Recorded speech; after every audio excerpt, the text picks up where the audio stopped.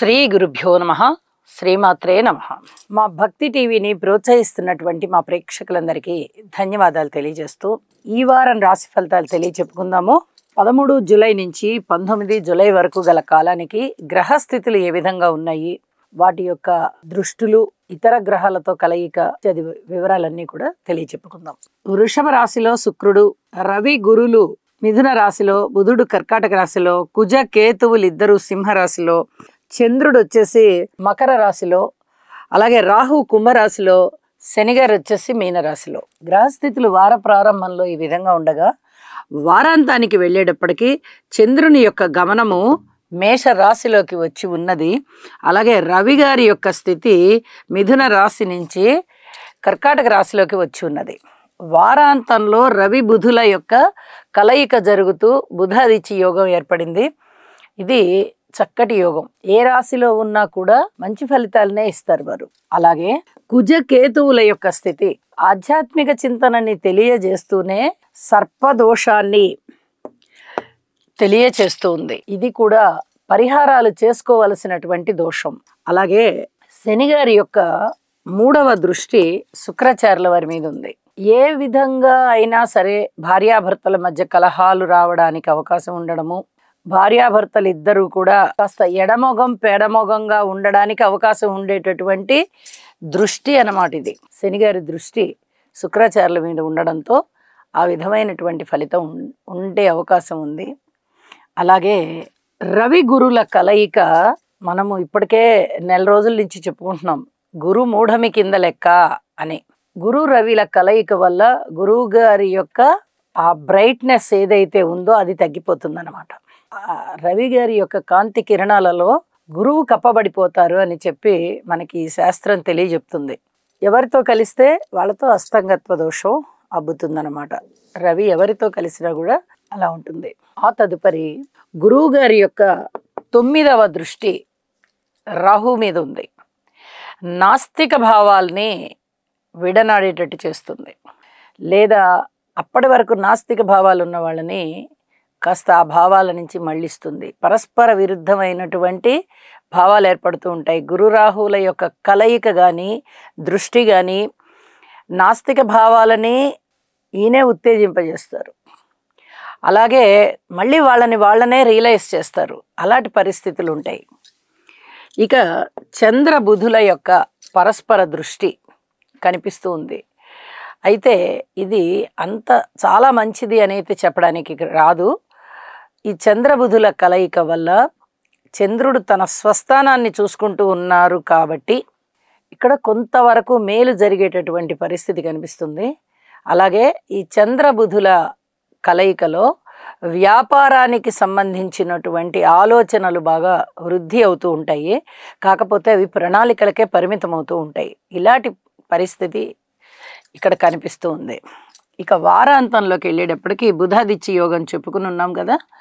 ఇక కుజుని యొక్క రాహు మీద దృష్టి 7వ దృష్టి కానీ, శనిగారి మీద ఉండేటటువంటి 8వ దృష్టి కానీ వార ప్రారంభంలోనూ ఉంది, అలాగే వారాంతంలో కూడా ఉంది. ఇంకా గ్రహాలు మారలేదు కాబట్టి వారాంతంలోనూ ఉంది. వీటికి తప్పనిసరిగా పరిహారాలు చేసుకోవాల్సిందే. ఎందుకంటే ఈ కుజ కేతు కలయిక కానీ, కుజ రాహు దృష్టులు కానీ కలయికలు కానీ, కుజ శని దృష్టులు కానీ కలయికలు కానీ చాలా ఇబ్బంది పెడతాయి మనుషుల్ని. ఎంత ఇబ్బంది పెడతాయంటే అయ్యే పనులు ఆగిపోవడం, పనులు మొండిన పడడం, ఎంత ధనము ఖర్చు పెట్టవలసి రావడం, అలాగే పూర్తిగా ఆటంకాలు ఏర్పడిపోవడం అన్నమాట. అలాగే అనారోగ్యం సూచించడం, ఇవన్నీ కూడా ఉంటాయి.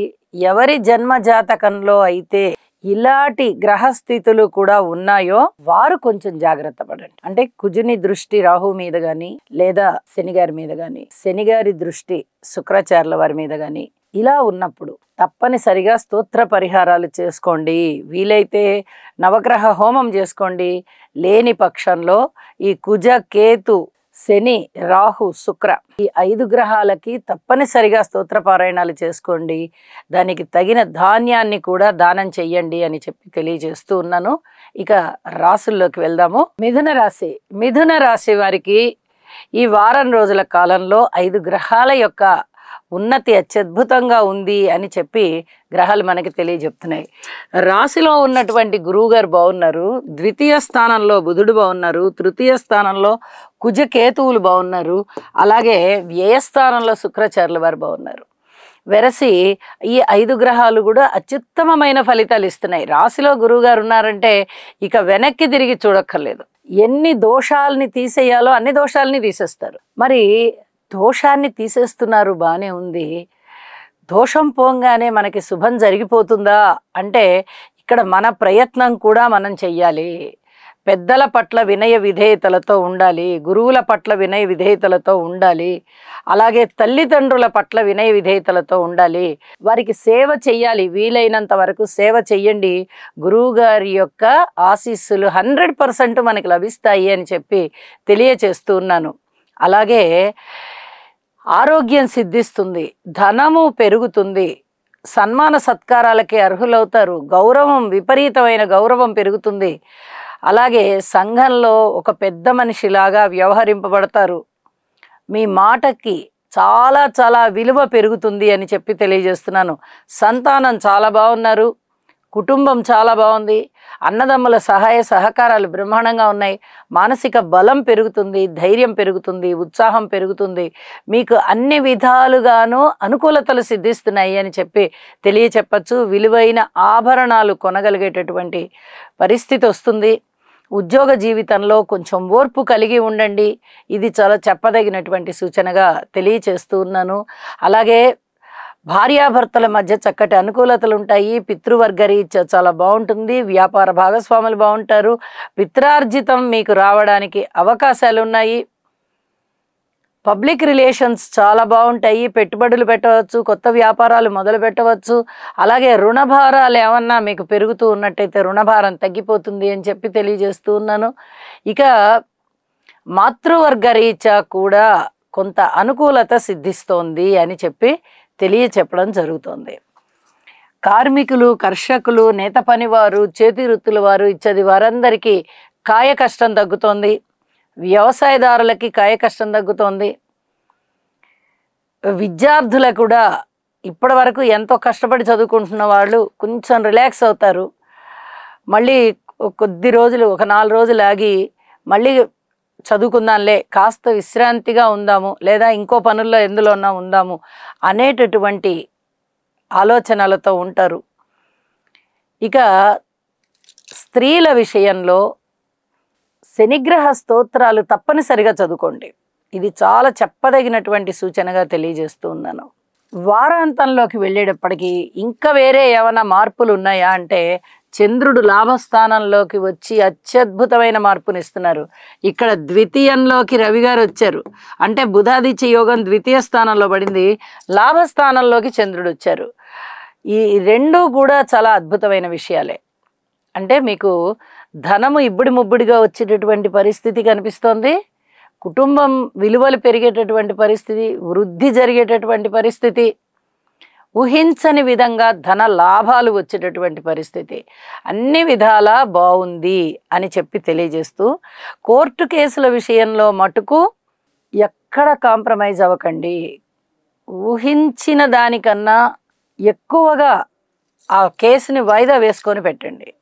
మనము ఒక నెల రోజులు వాయిదా వేసుకుందాము అనుకుంటే 2 నెలలు వాయిదా వేసుకోండి, అట్లా అన్నమాట. ఊహించిన దానికన్నా ఎక్కువ వేసుకోవాలి. ఇది చాలా చాలా చెప్పదగినటువంటి సూచన. ఎన్ని లాభాలున్నా కోర్టు కేసుల విషయంలో ఎవరికి లాభం ఎవరికి నష్టం అనేది మనం చెప్పడానికి లేదు. మిథున రాశి వారికి 90% లాభం ఉంది అంటే వేరే ఇంకా ఎగనెస్ట్ పార్టీ వాళ్ళకి 91% ఉండొచ్చు లాభం, చెప్పలేం కదా, ఇక్కడ కంపారిజన్ చేయలేం కదా. కాబట్టి కోర్టు విషయంలో మటుకు అతి జాగ్రత్త పాటించండి. ఇది చెప్పదగినటువంటి సూచనగా తెలియజేస్తూ ఉన్నాను. పరిహారాలు చేసుకోవడంలో ఎట్టి పరిస్థితుల్లో వెనకడుగు వేయొద్దు. శుభం.